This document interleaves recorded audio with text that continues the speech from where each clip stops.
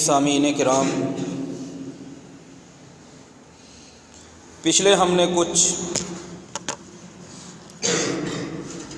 جمعات سے ایک موضوع سنا تھا کہ نبی صلی اللہ علیہ وسلم کی پسند، اور پھر ہمارا اس پسند کے ساتھ تعلق کیسا ہے۔ اگر پیچھے کو دیکھ لیا جائے تو ایک چیز اس میں سے بڑی ہی واضح طور پر ہمیں نظر آتی ہے۔ سب سے پہلی پسند نبی صلی اللہ علیہ وسلم کی نماز کے بارے میں تھی، اور اس میں دو چیزیں تھیں۔ ایک تو آپ کو نماز پسند تھی، اور دوسرا نماز کو اس کے وقت پہ ادا کرنا، یہ آپ علیہ الصلاۃ والسلام کی پسند تھی۔ اس سے شروع ہو کر اس مضمون، اس موضوع، اس عنوان کا آخری پوائنٹ اور نقطہ وہ آپ علیہ الصلاۃ والسلام پر درود پڑھنا جو ہم نے سنا یہ تھا۔ شروع سے لے کر آخر تک ہر مضمون کے اندر آپ نے سنا بھی اور سمجھا بھی، ہم سب نے اس کو سنا کہ امت مسلمہ کا آپس میں اختلاف ہے۔ نماز کے وقت سے شروع ہو کر آپ کا مشاہدہ، آپ کے کانوں کی سماعت اس بات پر گواہی دے گی۔ کسی مسجد کے لاؤڈ سپیکر ہمیں 12:40 پہ، 12:45 بجے، 12:30 بجے ظہر کی اذان سناتے ہیں، تو کسی مسجد کے 1:30 بجے، 1:45 بجے ظہر کی اذانیں سنا رہے ہوتے ہیں۔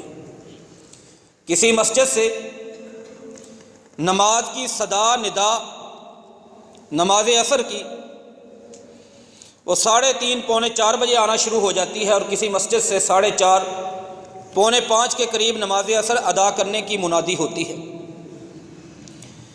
یہ پہلا تھا، اور آخری تک ہم نے اس کو ہر مضمون میں ایک چیز کو ٹچ بھی کیا، اسے سنا بھی، سمجھا بھی۔ آخری بات جو ہم نے درود کی سنی، نفس مسئلہ درود کا، اس میں بھی اختلاف کہ پڑھنا کون سا ہے۔ درود پڑھنے کی جو جگہ، مواضع، مقامات ہیں کہ کہاں کہاں پہ پڑھنا ہے، اس میں بھی اختلاف۔ کوئی اذان سے پہلے درود پڑھنے کا قائل، کوئی اذان کے بعد درود پڑھنے کا قائل ہے۔ یہ سارے اختلافات ہم نے سنے، حدیث کی روشنی میں ان میں حل بھی کیا۔ ان ساری چیزوں پر ایک سرسری نظر ڈالتے ہیں کہ امت مسلمہ میں اختلاف کیوں ہوتا ہے، اختلاف کی شرعی حیثیت کیا ہے، اور اگر اختلاف ہو جائے تو اسے ختم کیسے کیا جاتا ہے۔ میں انتہائی دکھ سے، افسوس سے اور کبیدہ خاطر ہو کر، دل کو رنج و غم میں ڈالتے ہوئے یہ بات کہوں گا کہ اس اختلاف کے مسئلے میں کم از کم نرم سے نرم لفظ یہ بنتے ہیں کہ کچھ لوگوں نے انتہائی جرأت اور بدمعاشی سے کام لیا ہے۔ ایک ایسا عمل جس کی قرآن نے انتہائی مذمت بیان کی، انتہائی مذمت بیان کی، جسے کافروں کا، یہودیوں کا، نصارہ کا، عیسائیوں کا عمل قرار دیا، شیطانی عمل اسے قرار دیا۔ کچھ لوگوں نے اس اختلاف کو اٹھا کے قرآن، سنت اور انتہائی نیکی والا عمل بنا کے رکھ دیا اس دور میں،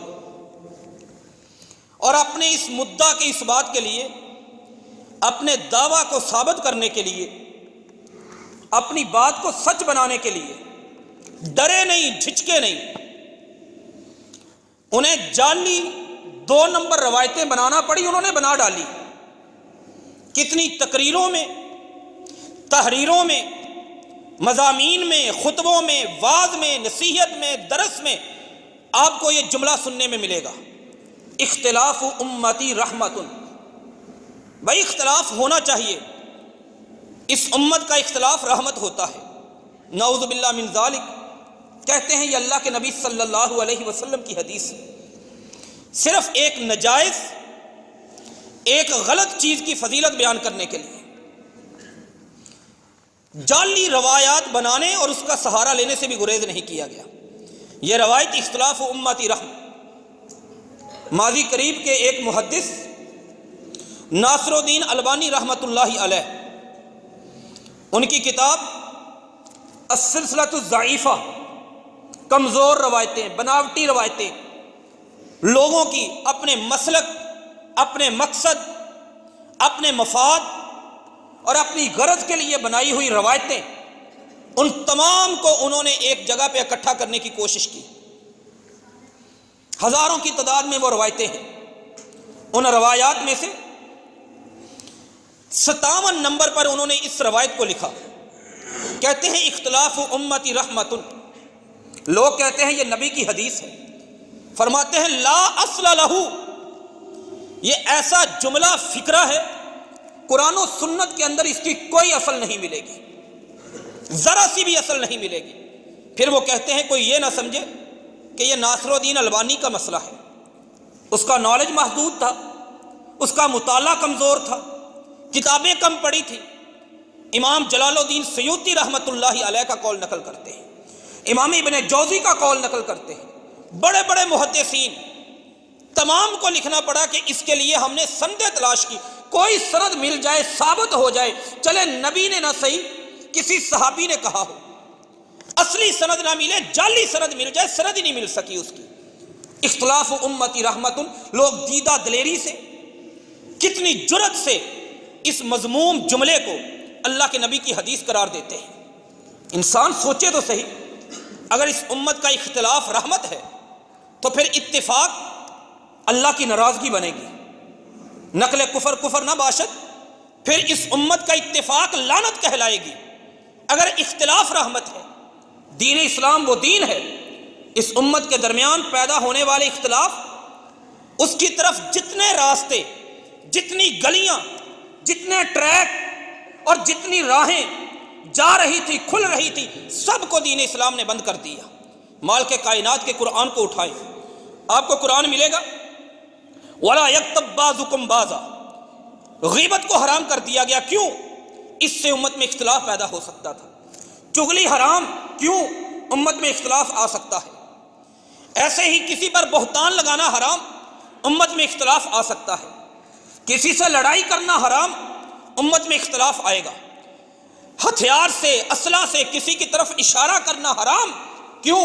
اختلاف برپا ہو سکتا ہے۔ گالی دینا حرام، اختلاف پیدا ہو سکتا ہے۔ کسی کو کافر کہنا حرام، اختلاف پیدا ہو سکتا ہے۔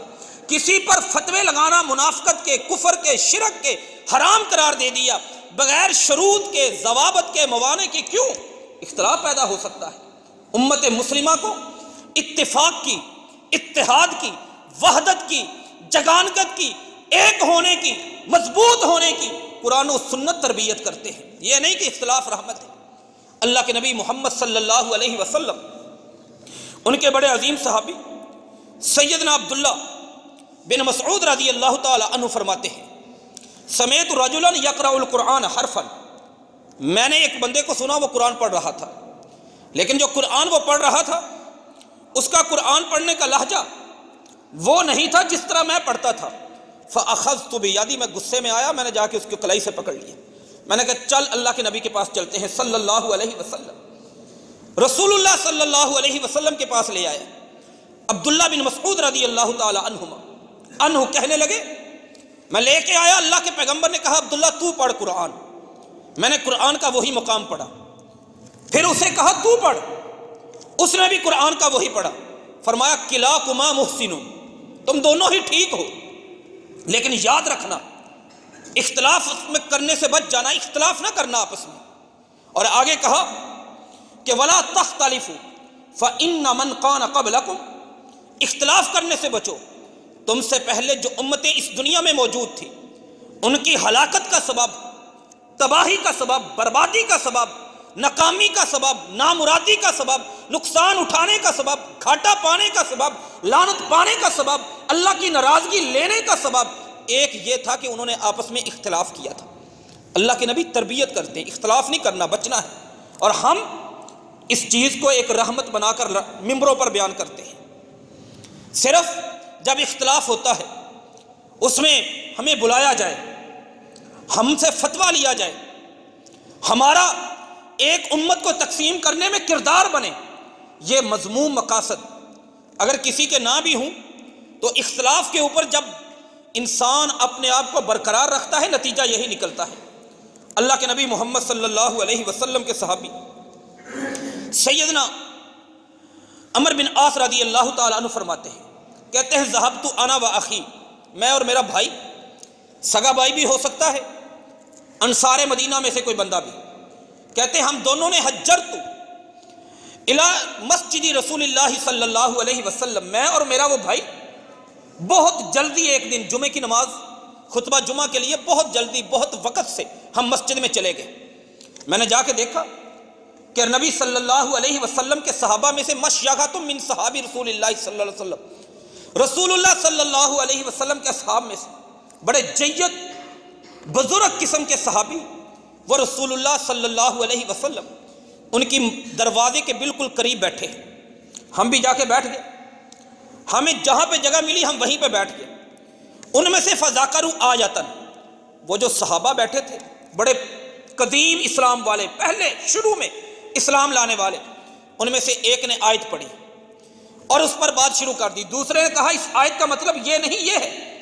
آیت کا تعلق مسئلہ تقدیر سے تھا جسے قدر کہا جاتا ہے، اب تقدیر کے ساتھ تعلق رکھتی تھی، اس پر ان کی بحث کر دی۔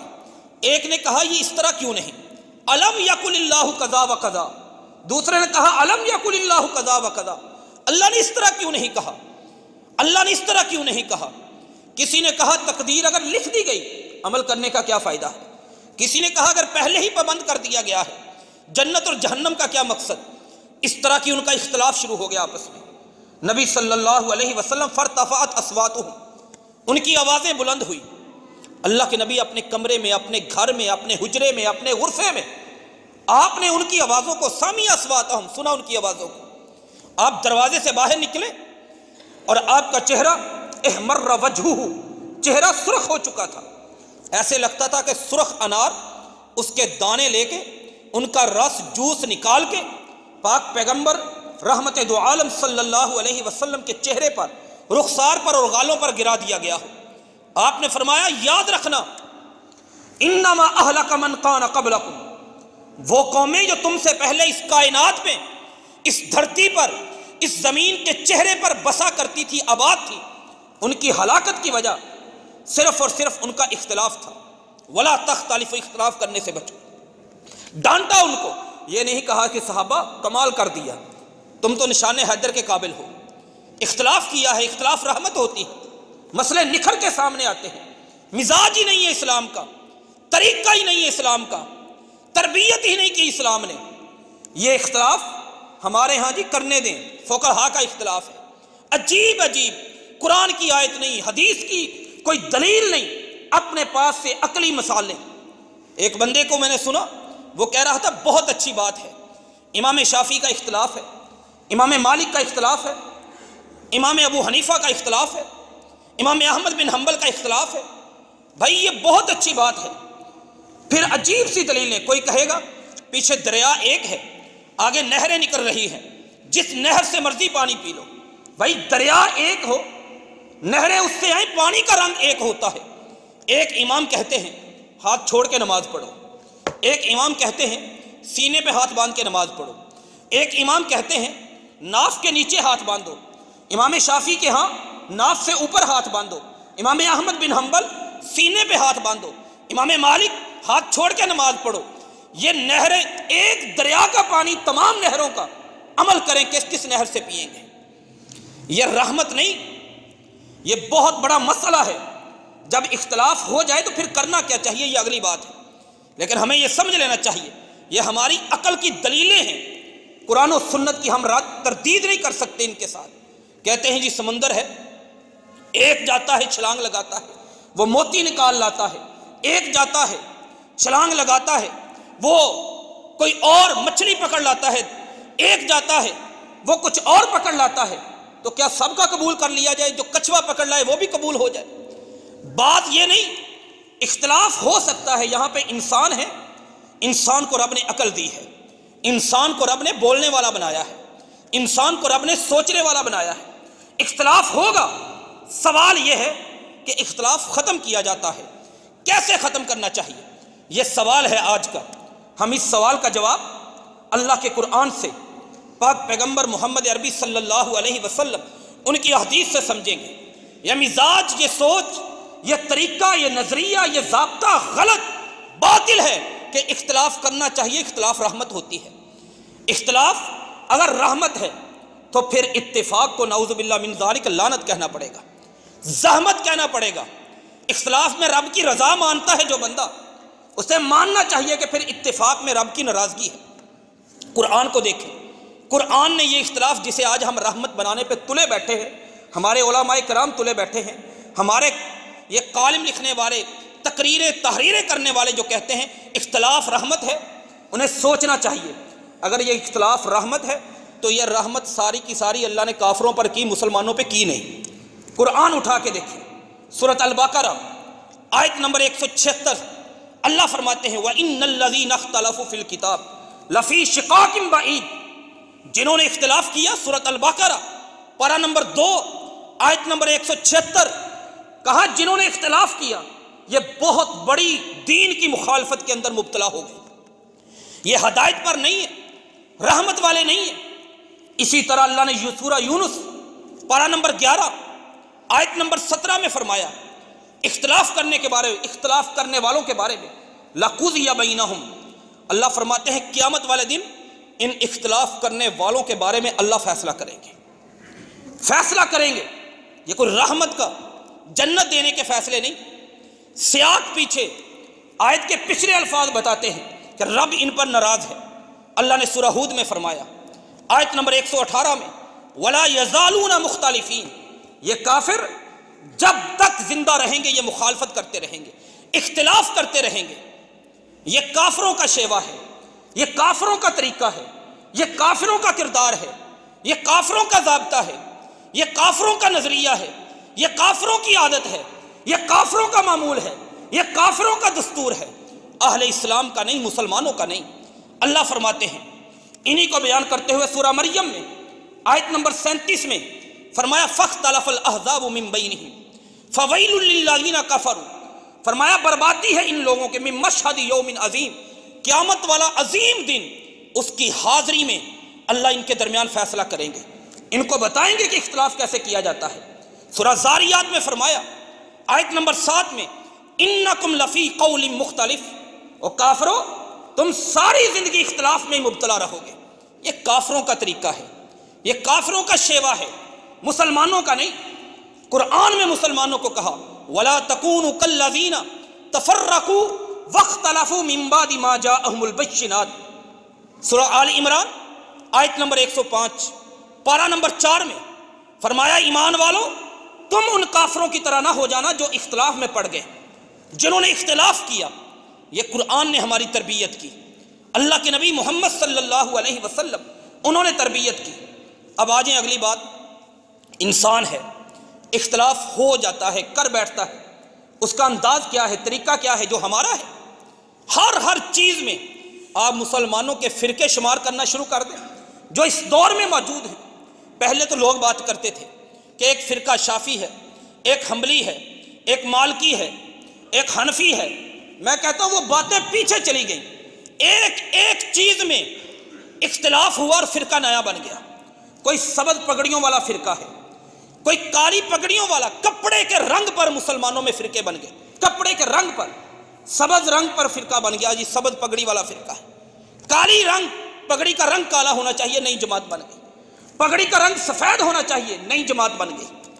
ایک گلے میں کپڑا ڈالنا چاہیے، نئی جماعت بن گئی۔ عجیب انداز سے پھر حیاتی جماعت بن گئی، مماتی جماعت بن گئی، کوئی متحدہ جماعت بن گئی، کوئی دوسری بن گئی۔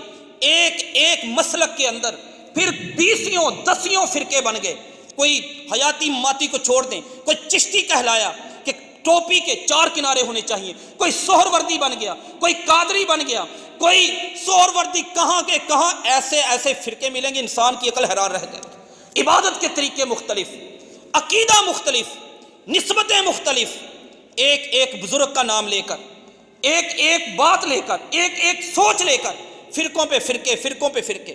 بات اتنی رہتی تو چھوٹی تھی, اس سے بھی آگے پھر لوگوں کو کافر اس بات پہ بنایا گیا, لوگوں کو مشرک بنایا گیا. اس سے آگے نکلے, ایک دوسروں کی مسجدیں تقسیم کر دی, جنازے ہمارے تقسیم ہو گئے, ان کا جنازہ وہ نہیں پڑے گا, ان کا جنازہ وہ نہیں پڑے گا. پیچھے سے بیٹھے ہوئے علماء نے, مولویوں نے فتوے دیے, کوئی فلاں کا جنازہ پڑے گا اس کا نکاح ٹوٹ جائے گا. وہ بیچاری گھر میں بیٹھی ہے بیوی, اور خامد جنازہ پڑھنے آیا, نکاح اس کا ٹوٹ گیا. ایسے فتوے آپ کو کتابوں میں موجود. میں کتابوں کے حوالے عرض نہیں کرنا چاہتا, یہ کیوں ہوئے؟ اختلاف کی وجہ سے. پھر آگے فلاں فلاں کے پیچھے نماز پڑھے گا کافر ہو جائے گا. آپ سوشل میڈیا کو اٹھا کے دیکھیں, سارا دن یہ بحث. ایک فیس بکی نے یہ لکھا ہوا بڑے ہی یقین کے ساتھ کہ میں بڑے فخر سے کہتا ہوں, میں سعودی عرب عمرہ کرنے کے لیے گیا, میں نے ایک نماز بھی کعبۃ اللہ کے امام کے پیچھے ادا نہیں کی, اس لیے کہ میں اسے گستاخ رسول اور واجب القتل سمجھتا ہوں. اختلاف یہاں تک پہنچا ہوا ہے.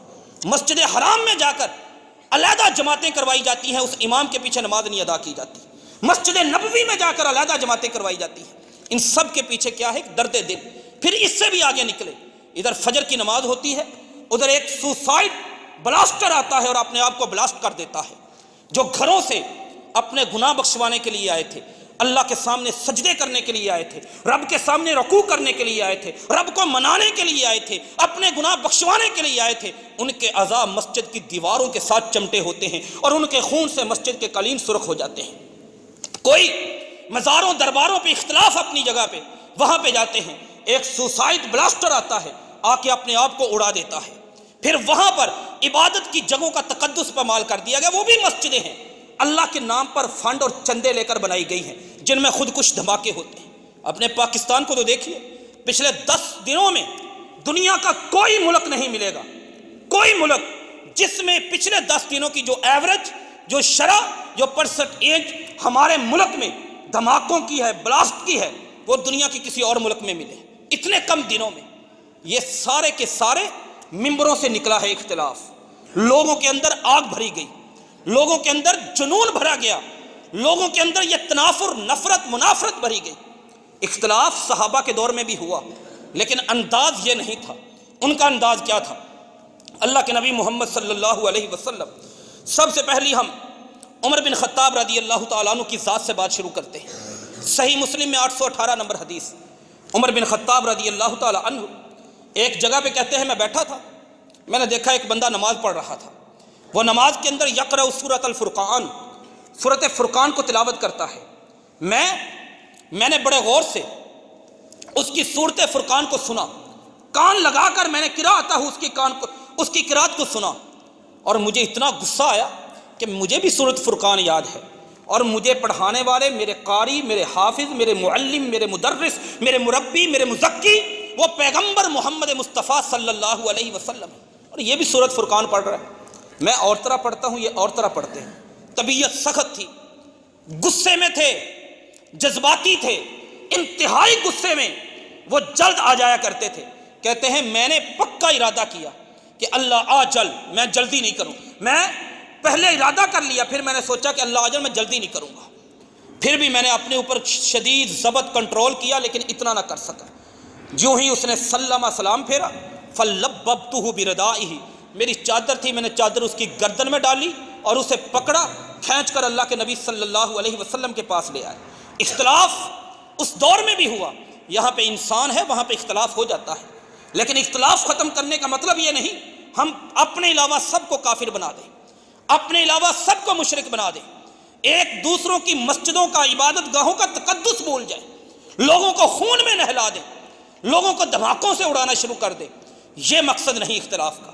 اختلاف ہوا, وہاں پر بھی بیٹھ کر بات کر سکتے تھے کہ بتا یہ تو نے کیسے پڑھے, تو نہیں جانتا میں عمر ہوں, تو نہیں جانتا میں تجھ سے پہلے اسلام لے کے آیا ہوں, تجھے نہیں پتا میرے بارے میں کیسی کیسی چیزیں ہیں. مجھے اللہ کے نبی نے جنت کی بشارت دی, مجھے دیکھ کر شیطان گلیاں بدل لیتا ہے. تجھے نہیں پتا میرے بارے میں اللہ کے نبی کو خواب آتے ہیں. کوئی بات نہیں کی, ہماری تو باتیں یہاں سے شروع ہوتی ہیں، میرا امام فلاں ہے، میرا امام فلاں ہے، میرا مسلک فلاں ہے، میرا عقیدہ فلاں ہے، اپنے علاوہ سب کو باطل کرنے پہ تل جاتے ہیں۔ یہ طریقہ نہیں۔ اختلاف ہوا، انداز کیا ہے اس کو پکڑا، غصہ تھا، انداز پکڑنے کا سخت ہو گیا، لیکن اختلاف مٹانے کا رنگ کیا ہے؟ سیدھے اللہ کے رسول کے پاس صلی اللہ علیہ وسلم۔ آقا ایک ہمارا مسئلہ سن لیجیے، آپ نے سورۃ فرقان مجھے یاد کروائی ہے، میں نے آپ سے یاد کی، میں پڑھتا ہوں، یہ بندہ ھذا یقرأ سورۃ الفرقان، اس نے بھی سورۃ فرقان یہ بھی پڑھتا ہے، لیکن اس کا سورۃ فرقان پڑھنا، میرا سورۃ فرقان پڑھنا، دونوں میں بڑا فرق ہے۔ جیسے میں پڑھتا ہوں غیر اقرأنیھا، یہ اس طرح نہیں پڑھتا، کسی اور طرح پڑھتا ہے۔ اللہ کے نبی صلی اللہ علیہ وسلم نے کہا ارسلہ، عمر تو اس کو چھوڑ دے۔ عمر نے چھوڑ دیا، کہا سائڈ پہ ہو کے بیٹھ، علیحدہ کر کے بٹھا دیا، کہا پڑھ کے سنا۔ عمر رضی اللہ تعالیٰ نے سورۃ فرقان پڑھ کے سنائی، کہا اس کو چھوڑ دے، یا ہشام اقرا، اے ہشام تو پڑھ کے سنا۔ ہشام تھا اس بندے کا نام رضی اللہ تعالیٰ عنہ، ہشام نے پڑھ کے سنائی۔ آپ نے فرمایا تم دونوں درست ہو، یہ قرآن لقد انزل علی سبع احرف، 7 قراتوں میں مجھ پر نازل ہوا ہے۔ 7 قراتوں کا مطلب کیا ہے؟ عرب میں جو قبیلے بستے تھے ان کی قراتیں تھیں، جیسے ہمارے پنجابی کا لہجہ بدل جاتا ہے، اردو میں لہجے میں چینجنگ، کراچی کی اردو اور لاہور کی اردو اور سیالکوٹ کی اردو اور، ایسے ہی ہمارا پنجابی کا لہجہ، سیالکوٹ کی پنجابی اور لاہور کی اور، ادھر چڑھے جائیں اکاڑا پاک پتن پنجابی اور۔ لہجوں کا فرق، مفہوم کا فرق نہیں، مدلول کا فرق نہیں، منطوق کا فرق نہیں، معنی کا فرق نہیں، مطلب کا فرق نہیں، احکام کا فرق نہیں، صرف چند چیزوں کا فرق تھا۔ فرمایا دونوں ہی درست، دونوں ہی ٹھیک ہے۔ عمر بن خطاب رضی اللہ تعالیٰ نے کوئی بات نہیں کی۔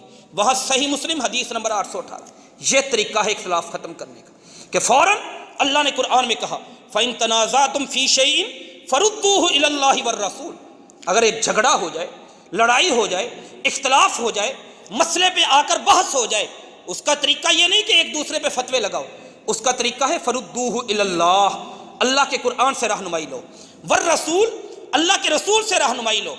دوسری مثال، ایک وفد آیا بنو تمیم کا، نبی صلی اللہ علیہ وسلم کے پاس آ کے بیٹھ گئے، کہنے لگے کہ آپ ہمارے اوپر ایک امیر بنا دیں۔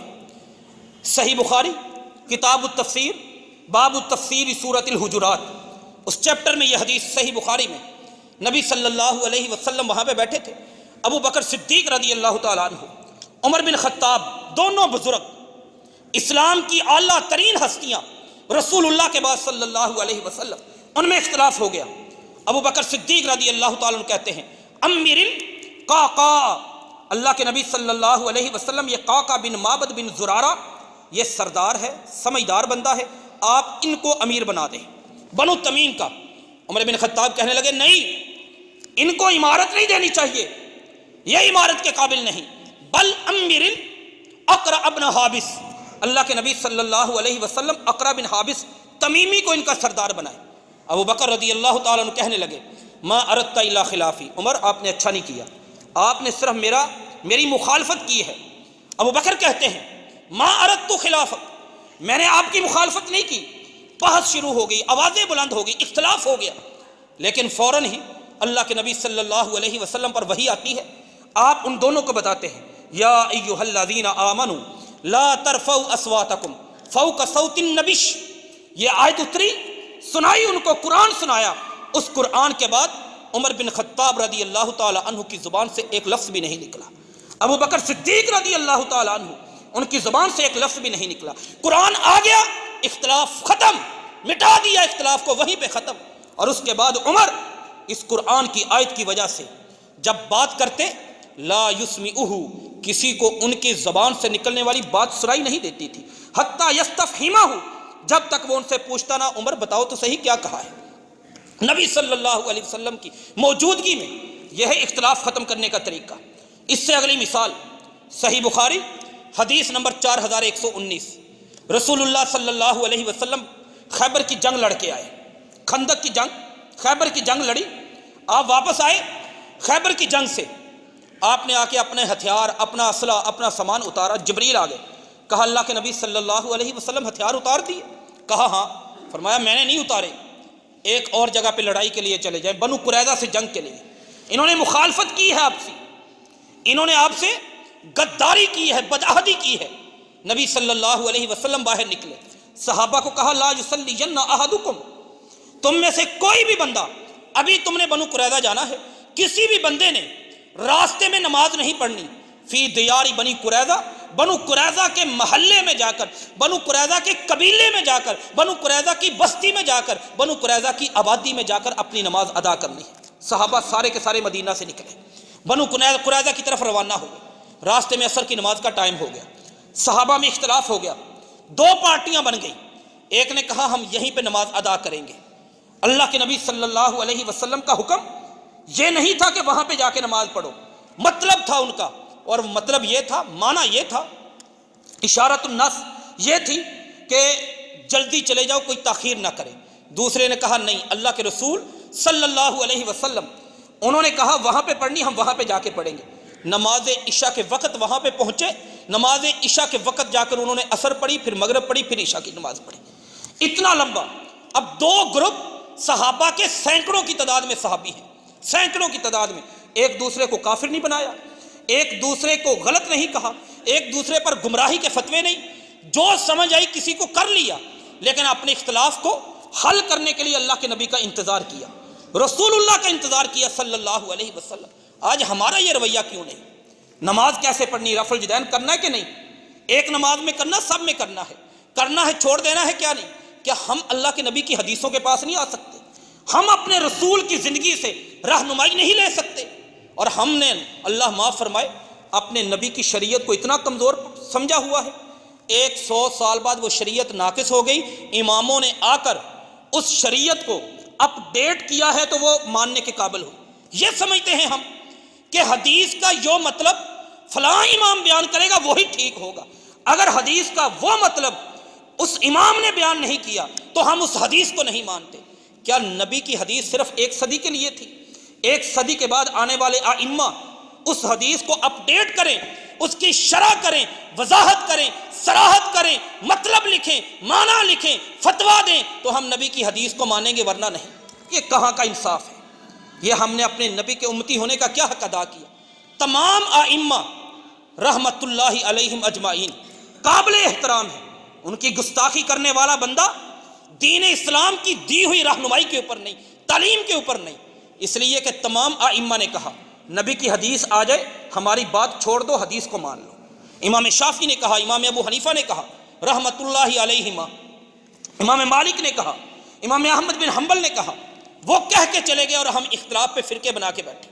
اگلی مثال ہم لے لیتے ہیں، رسول اللہ صلی اللہ علیہ وسلم، ان کے زمانے کی اگلی مثال کہ صحابہ میں اختلاف ہو گیا۔ اختلاف کس مسئلے پہ؟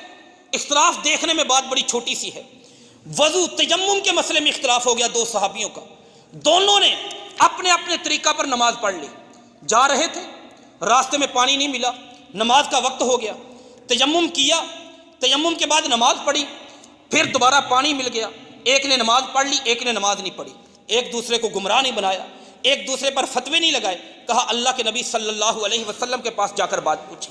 وہاں سے آدمی سوچتا ہے اللہ کے نبی موجود ہیں، اس لیے تو اللہ کے نبی کے پاس آ جاتے تھے۔ اللہ کے نبی صلی اللہ علیہ وسلم کے بعد انسان کیا کرے؟ اسے کیا کرنا چاہیے؟ فَإِن تَنَازَعْتُمْ فِي شَيْءٍ فَرُدُّوهُ إِلَى اللَّهِ وَالرَّسُولِ۔ آج بھی اللہ اور اللہ کے رسول کے پاس آنا پڑے گا۔ اللہ سے مراد اللہ کا قرآن موجود ہے، اللہ کے رسول سے مراد ان کی تمام صحیح حدیثیں جو ہم تک پہنچ چکی ہیں، ان حدیثوں سے ہمیں رہنمائی لینی چاہیے۔ ان حدیثوں کو، اللہ کے نبی کی صحیح حدیث ہمارے سامنے آ جائے، اس کو ماننا، اس پر ایمان لانا، فَرُدُّوهُ إِلَى اللَّهِ وَالرَّسُولِ ہم پر فرض ہے۔ صحابہ میں اختلاف ہوا رسول اللہ صلی اللہ علیہ وسلم کی وفات کے وقت، اور یہ حدیث بڑی ہی سمجھنے والی۔ نبی صلی اللہ علیہ وسلم کی جب وفات ہوئی، سیدنا ابو بکر صدیق رضی اللہ تعالیٰ عنہ، صحیح بخاری باب وفات النبی صلی اللہ علیہ وسلم، اس میں بڑی لمبی حدیث، اپنی آبادی اپنے محلے سہنون میں تھے، گھوڑے پہ بیٹھے آپ کے پاس آئے، دیکھا کہ رسول اللہ صلی اللہ علیہ وسلم کا جسم ایک چادر سے ڈھکا ہوا ہے، چادر کو اٹھایا، فقبل بین عینیہ، نبی صلی اللہ علیہ وسلم کی دونوں آنکھوں کے درمیان بوسہ دیا۔ اس کے بعد مسجد نبوی میں آئے، مسجد نبوی میں آ کے دیکھا عمر رضی اللہ تعالیٰ عنہ شدید غصے میں، ہاتھ میں تلوار ہے، لوگوں میں تقریر کر رہے تھے، لوگوں میں وعظ کر رہے تھے، خطبہ دے رہے تھے، بڑے غصے میں۔ جو بندہ یہ کہے گا کہ اللہ کے نبی وفات پا چکے ہیں، میں اضرب عنقہ، اس بندے کی گردن اتار کے پھینک دوں گا۔ یہ عمر بن خطاب خطبہ دے رہے تھے، اللہ کے نبی صلی اللہ علیہ وسلم وفات پا چکے ہیں، گھر میں آپ کا جسد مبارک موجود ہے، عمر بن خطاب مسجد نبوی میں ہے، لوگ ڈرے ہوئے، لوگ سہمے ہوئے، لوگ کانپے ہوئے، غمناک حالت میں، کسی کو جرأت نہیں عمر بن خطاب رضی اللہ تعالیٰ عنہ کے سامنے بات کر سکے۔ عمر بن خطاب کھڑے ہیں، کہا منافق یہ سمجھتے ہیں کہ ہمارے نبی فوت ہو گئے، نہیں فوت ہوئے۔ جیسے موسیٰ علیہ السلام طور پہاڑ پہ گئے تھے، اللہ کے پیغمبر بھی طور پہاڑ پہ گئے ہیں، اور تھوڑے ہی عرصے کے بعد رسول اللہ صلی اللہ علیہ وسلم واپس آئیں گے اور آ کر ان تمام منافقوں کو ختم کر دیں گے۔ ابو بکر صدیق رضی اللہ تعالیٰ عنہ مسجد میں داخل ہوئے، کہا یا عمر اجلس، عمر بیٹھ جائیں، عمر نہیں بیٹھے، کہا عمر بیٹھ جائیں، عمر نہیں بیٹھے۔ عمر بن خطاب کو چھوڑا، ابو بکر صدیق رضی اللہ تعالیٰ عنہ دوسری جگہ پہ کھڑے ہو گئے۔ اختلاف ہو گیا، اب اختلاف ختم کرنے کا طریقہ کیا ہے؟ ہمارا انداز نہیں، ہمارا طریقہ نہیں، ہمارے ضابطے نہیں، فرقے بنا دو، نئی جماعت کھڑی کر دو، نئی تحریک کھڑی کر دو، نئی تنظیم کھڑی کر دو، سب کو دوزخی جہنمی بنا کے اپنے آپ کو جنت کے حقدار بنا کے لوگوں کے سامنے پیش کر دو۔ یہ انداز نہیں۔ ابو بکر صدیق کھڑے ہوئے، کہا لوگوں سنو، من کان منکم یعبد محمدا فإن محمدا قد مات، تم میں سے جو محمد صلی اللہ علیہ وسلم کی عبادت کرتا تھا وہ سمجھ لے کہ اب محمد رسول اللہ صلی اللہ علیہ وسلم دنیا میں زندہ نہیں رہے، وہ وفات پا چکے ہیں۔ اور جو اللہ کی عبادت کرتا تھا وہ سن لے، ان اللہ حی لا یموت، اللہ زندہ ہے، لا یموت، اللہ کو کبھی موت نہیں آئے گی۔ صحیح بخاری کتاب التفسیر میں بھی یہ، صحیح مسلم میں، تمام حدیث کی کتابوں میں وفات النبی کے بعد میں یہ حدیث، اور اس کے بعد انہوں نے قرآن کی آیت پڑھی کہ وما محمد الا رسول قد خلت من قبلہ الرسل افإن مات او قتل انقلبتم علی اعقابکم، کہا کہ محمد صرف اور صرف اللہ کے رسول ہیں صلی اللہ علیہ وسلم، ان سے پہلے بھی اللہ کے رسول آئے، وہ دنیا چھوڑ کے چلے گئے۔ افإن مات، اگر یہ محمد فوت ہو جائیں، او قتل یا قتل کر دیے جائیں، انقلبتم علی اعقابکم، کیا تم اپنے دین کو چھوڑ دو گے؟ جب یہ قرآن پڑھا، اب اختلاف تھا، عمر بن خطاب رضی اللہ تعالی عنہ نے قرآن کی یہ آیت سنی، کہتے ہیں میں نے یہ آیت سنی تو میں ہل کے رہ گیا، میرا غصہ ختم، میرے جذبات ختم، میرے قدموں نے میرا بوجھ اٹھانے سے انکار کر دیا، فأہویت الی الارض، میں زمین پہ گر گیا۔ قرآن آیا، اختلاف ہوا، اللہ کے رسول کے بعد بھی ہوا صلی اللہ علیہ وسلم، لیکن فوراً پاک پیغمبر کے پر اترنے والی وحی، کتاب، کلام، قرآن، رب کا یہ نازل کیا ہوا یہ قرآن ہمیں دوسروں پر فتوے لگانے کے لیے نہیں دیا گیا، فرقہ بندی اس کی مضبوطی کے لیے نہیں دیا گیا، لوگوں کو کتاب و سنت کا پابند اور متبع بنانے کے لیے دیا گیا ہے۔ وہ فوراً گر گئے اور انہوں نے کہا کہ مجھے ایسا لگا کہ یہ آیت قرآن کی آج میں نے پہلی بار سنی ہے۔ تمام صحابہ نے بھی اس کو تسلیم کیا۔ آگے آ جائیں، تھوڑے ہی لمحوں کے بعد ایک اور اختلاف ہو گیا۔ بتانے والے نے بتایا، سیرت ابن ہشام جلد نمبر 2 صفحہ نمبر 663 کہ انصار کے لوگ انصار کے علاقے میں جمع ہیں، ثقیفہ بنی سعد میں۔ ثقیفہ کہتے ہیں عربی زبان میں ایک چھوٹی گلی جس کے اوپر چھت ہو، ڈیرا جسے پنجابی میں ڈیرا ڈاری کہا جاتا، ڈیرا داری ڈیرا تھا۔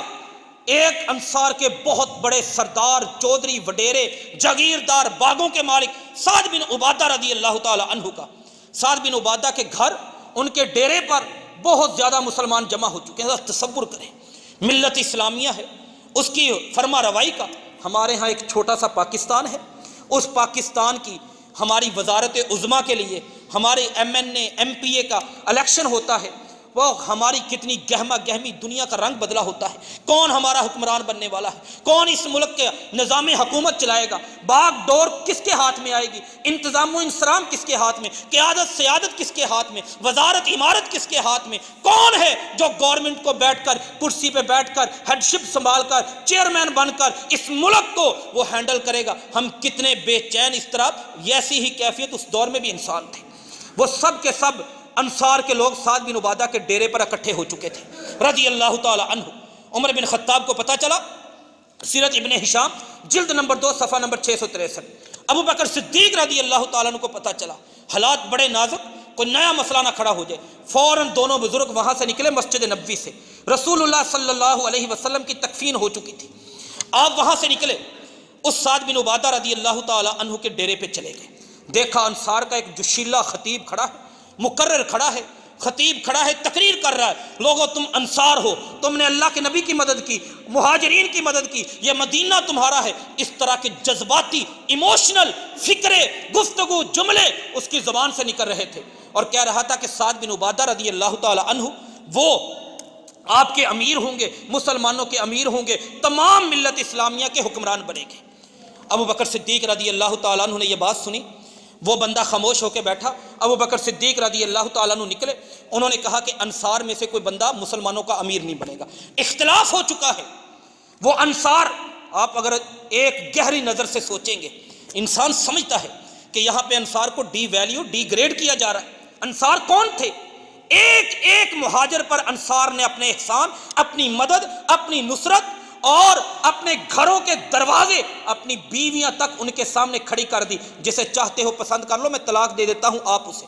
وہ انصار جو اللہ کے نبی کی حفاظت کرنے والے, جن کی تلواریں کافروں کے دشمن کو, کافروں کو, دشمنوں کو, یہودیوں کو, نصارہ کو, اسلام کو مٹانے والوں کو, اور ان کی گردنیں اتارنے کے لیے ہمیشہ ان کی تلواریں رسول اللہ صلی اللہ علیہ وسلم کے ساتھ, آپ کی تلوار کے ساتھ کھڑی رہیں. ان انصار کے اوپر مدینہ بھی ان کا, آبادیاں بھی ان کی, نصرت بھی ان کی, مدد بھی ان کی, مسجد نبوی ان کے علاقے میں, سب کچھ ان کے علاقے میں. عقل یہی کہتی ہے, سمجھ یہی کہتی ہے, اب ملت اسلامیہ کا حکمران مدینہ میں سے ہونا چاہیے. انصار کی قربانیاں ہیں, قربانیوں کا کچھ نہ کچھ انہیں پروٹوکول ملنا چاہیے, ان میں سے ایک امیر خلیفہ منتخب ہونا چاہیے. لیکن ابو بکر صدیق رضی اللہ تعالیٰ عنہ ایک حدیث بیان کرتے ہیں وہاں پہ کھڑے ہو کر, کہا الائمۃ من قریش, میرے نبی کی حدیث ہے کہ مسلمانوں کا خلیفہ قبیلہ قریش سے بنے گا. کسی نے نہیں کہا کہ تم باہر سے آئے ہو, کسی نے نہیں کہا تم کون ہوتے ہو خلیفہ بننے والے. انصار ہم ہیں, مسجد نبوی ہمارے مدینہ میں بنی ہے, نصرت ہم نے کی ہے, جنگیں ہم نے لڑی ہیں, سعد بن عبادہ ہمارا سردار ہے, تم قریشی ہو, تم وہاں سے آئے ہو. کسی نے یہ بات نہیں کہی. ہاں ایک بندے نے کہا کہ آپ کی بات درست ہے, ایک بندہ آپ میں سے, ایک بندہ ہم میں سے, ان رجلا منکم وان رجلا منا, ایک بندہ ہم میں سے, ایک بندہ تم میں سے, دو بندوں کو ملاتے ہیں. ابو بکر صدیق رضی اللہ تعالی عنہ نے ابھی اپنی بات مکمل نہیں کی, لوگوں نے حدیث سن کر کھڑے ہو گئے. ابو بکر صدیق رضی اللہ تعالیٰ عنہ کو کہا آپ اپنا ہاتھ آگے کریں. سب نے بیعت کر لی. حکومت کا مسئلہ, سیادت کا مسئلہ, گورنمنٹ کا مسئلہ, انتظام و انصرام کا مسئلہ, ملک چلانے کا مسئلہ, لوگوں کو ڈیل کرنے کا مسئلہ, اس کائنات میں سب سے بڑا مسئلہ سمجھا جاتا ہے. اختلاف اس پہ بھی ہوا, لیکن نبی کا فرمان لوگوں کے سامنے آیا, سب کے سب جھک گئے. تیسری مثال, جب مسجد نبوی میں واپس آئے, اب ایک اور اختلاف ہو گیا. اللہ کے نبی کو دفن کہاں پہ کیا جائے صلی اللہ علیہ وسلم. مستدرک حاکم کی حدیث, ایک بندہ بولتا ہے کہ دفن النبی صلی اللہ علیہ وسلم فی مسجدہ, آپ کو آپ کی مسجد میں دفن کر دیا جائے. ایک اور بندہ بولتا ہے دفن مع اصحابہ, بقیع کے قبرستان میں دفن کر دیا جائے. اختلاف ہوا, لیکن ابو بکر صدیق بولتے ہیں رضی اللہ تعالی عنہ, سنن ابن ماجہ میں حدیث, فرمایا میں بتاتا ہوں, مجھے میرے نبی نے بتایا. اللہ کے نبی کی حدیث ہے کہ ما من نبی جن قبض الا حیث دفن, فرمایا وہیں پر, جہاں پر اس نبی کو قبض کیا جائے, فوت ہوتے ہیں, وہیں پر اس نبی کی تدفین کی جاتی ہے. اب کسی نے اور بات نہیں کی, چارپائی اٹھا کے سائڈ پہ کی, نیچے قبر انہوں نے کھودی, وہیں پر اللہ کے نبی کو دفن کر دیا. یہ طریقہ ہے اختلاف کو مٹانے کا, یہ طریقہ ہے اختلاف ختم کرنے کا.